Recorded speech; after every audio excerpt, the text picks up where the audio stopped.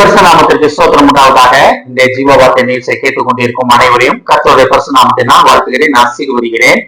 இந்த சின்ன தியானத்திற்கு தேவன் கொடுத்த வேத பகுதி அது லூக்கா எழுதின சுவிசேஷம், அதில் 22ஆம் அதிகாரம், அதில் 31ஆம் வசனம். லூக்கா 22:31 அதில் முன்பகுதி.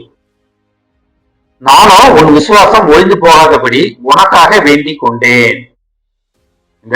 இந்த காரியம் யாருக்கு சொல்லப்பட்டது நமக்கு எல்லாமே தெரியும். பேதுருட்ட இயேசு கிறிஸ்து அவர் வாயால சொன்ன ஒரு காரியம், உன் விசுவாசம் ஒழிஞ்சு போகாதபடி. பேதுருட்டே சொல்றாரு, அதே தேவன் நம்மகிட்ட சொல்லி கொண்டிருக்கிறார், நம்ம விசுவாசம் ஒழிஞ்சு போகாதபடி நான் உனக்காக பிதா இடத்தில் வேண்டிக் கொள்கிறேன். இது ஒரு உலகத்தில் நடந்து கொண்டிருப்பது, உலகத்தில் உயிரோட இருந்த டைம்ல நடந்த ஒரு காரியம். இப்ப அவர் எங்க இருக்காருன்னு நமக்கு எல்லாமே தெரியும். பிதாவின் வலது பாரத்துக்கு அமர்ந்திருக்கிறார். அமர்ந்திருந்து என்ன பண்ணி கொண்டிருக்காருன்னு நமக்கு தெரியும். நமக்காக வேண்டுதல் செய்து கொண்டிருக்கிறார். அதை நம்ம உணர வேண்டும். கர்த்தர் எப்பொழுதுமே நமக்காக வேண்டுதல் செய்து கொண்டிருக்கிறார்.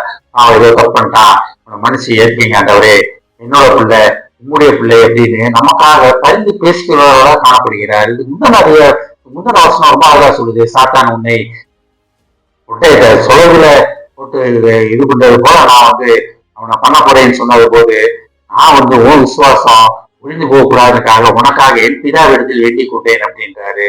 யோபுட்ட யோபு குறிச்சு சாத்தான கேட்டான், நீ அவனுக்கு உண்டானது எல்லாத்தையும் எடுத்துட்டாங்க, உன்னை தூசிட்டுவான் அப்படின்னு. தூசிக்கவில்லை, யோபு தூசிக்கவில்லை. அப்புறம் அவன் கேட்டான், அவர் உடல்ல உயிர் இருந்தா தானே, அதை மட்டும் இருக்கட்டும், உடல்ல என்ன வேணா பண்ணிக்க அப்படின்னு தேவன் பெர்மிஷன் கொடுத்தாரு.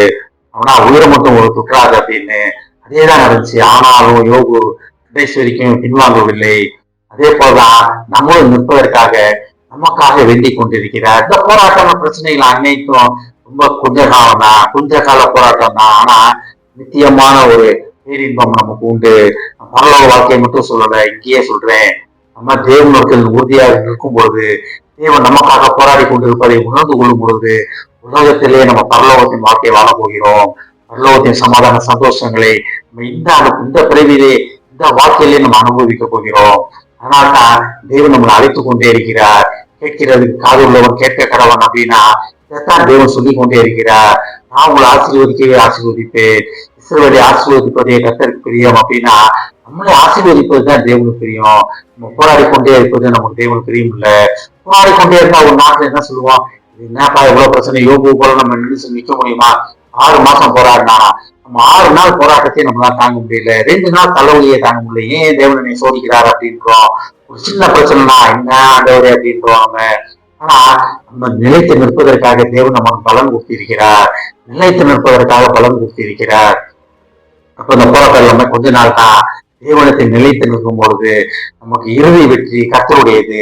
நம்ம கர்த்தருடைய பிள்ளைகள், நம்ம தேவனுடைய பிள்ளைகள். அப்ப அந்த இறுதி வெற்றி நமக்காகத்தான் இருக்கிறது. ஆனா தான் தேவன் அவகாசம் இருப்பாருங்க, நானும் உன் விசுவாசம் ஒழிந்து போகாதபடி உனக்காக வேண்டிக் கொண்டேன். இன்னைக்கு பேதுருட்ட சொன்ன அதே தேவன் நம்மகிட்ட சொல்ல ஆசைப்படுகிறார், நம்மகிட்ட சொல்லி கொண்டிருக்கிறார். அதே நம்ம உணர்கிறோமா?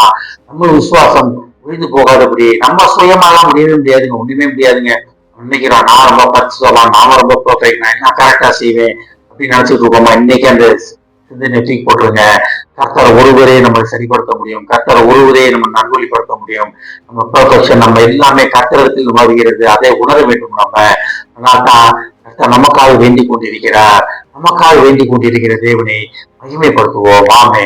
ஜெபிப்போம். எங்கள் அரிமான அன்பின் பரலோக பிதாவே, உன் விசுவாசம் முடிந்து போகாதபடி நான் பிதாவிற்கு வேண்டிக் கொண்டேன் என்று சொன்ன தேவனே, நீர் அதே போல எங்கள் விசுவாசம் ஒழிந்து போகாதபடி நீர் எங்கள் பிதாவிடத்தில் வேண்டிக் கொண்டிருப்பதற்கான நன்றியானவரே. அவருடைய வலது பாரசத்தில் அமர்ந்து எங்களுக்காக வேண்டிக் கொண்டிருப்பதற்கான நன்றியானவரே. விசுவாசத்தில் குறைவில்லாதபடி பாதுகாத்து கொள்ளும். உண்மையை பற்றுக்கொள்ள எங்களை தயார்படுத்திக் கொண்டிருப்பதற்கான நன்றியானவர். உண்மை பற்றிய விசுவாசத்துக்கு நான் பின்வாங்க மாட்டோம் என்று உறுதி எடுக்கிறோம். கேட்டுக்கொண்டு ஒவ்வொருவரையும் ஆசீர்வதிக்கிறோமாப்பா. ஒவ்வொரு குடும்பத்தையும் ஆசீர்வதிக்கிறோம் ஆண்டவரே. குடும்பத்தில் உள்ளவர்களிலே விசுவாச குறைச்சல் உள்ளவர்களா இருந்தால் நீர் அவருக்காக வேண்டிக் கொள்வதை உணர்ந்து உங்களுடைய கிருபையினாலே ஒரு விசுவாசத்திலே பலப்பட உதவி செய்ய மாட்டவரே. ஒருவேளை அவர்கள் தங்கள் வாழ்க்கையில் உள்ள போராட்டங்கள் பிரச்சனையினாலே உண்மையை விட்டு பின்வாங்கி சென்று இருக்கலாம் ஆண்டவரே.